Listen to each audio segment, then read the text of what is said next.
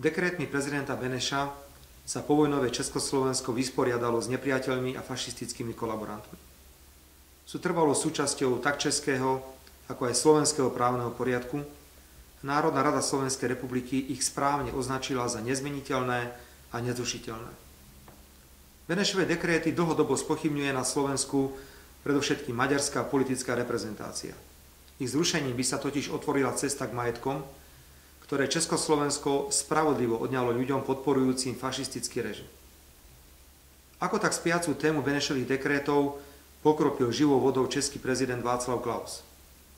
Obáva sa, že Charta ľudských práv, ktorá sa po ratifikácii stane záväznou súčasťou Lisabonskej zmluvy, umožní opätovné posudzovanie legitimity dekrétov a tým aj znovu oživenie nárokov na spravodlivo skonfiškované majetky.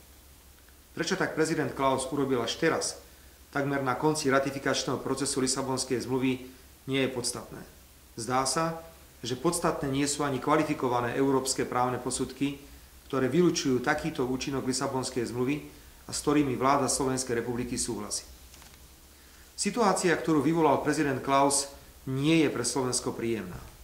Sami sme sa pri ratifikácii Lisabonskej zmluvy natrápili, pretože nás bezprecedentne vydierala slovenská opozícia, ktorá nakoniec ratifikáciu ani nepodporila. Dnes však musíme jasne formulovať svoje postoje.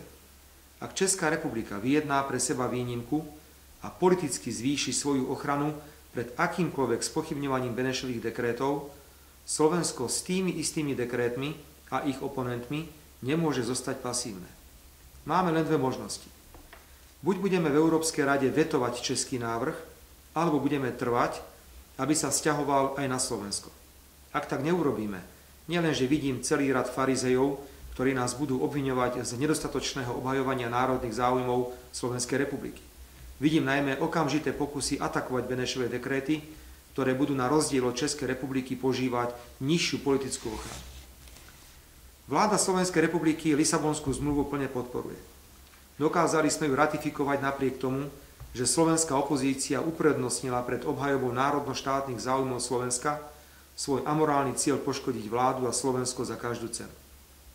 Lisabonská zmluva znamená efektívnejšie fungovanie Európskej únie, posilnenie zahraničnej a bezpečnostnej politiky únie, menej poslancov Európskeho parlamentu, silnejšie postavenie národných parlamentov, komisára pre každý členský štát, možnosť ďalšieho rozširovania Európskej únie. Budeme sa preto v tejto komplikovanej politickej situácii, ktorú sme sami nevyvolali, správať tak, aby nebola ohrozená definitívna ratifikácia Lisabonskej zmluvy, ale ani oprávnené záujmy Slovenska súvisiace s nedotknuteľnosťou a nezmeniteľnosťou Benešových dekrétov.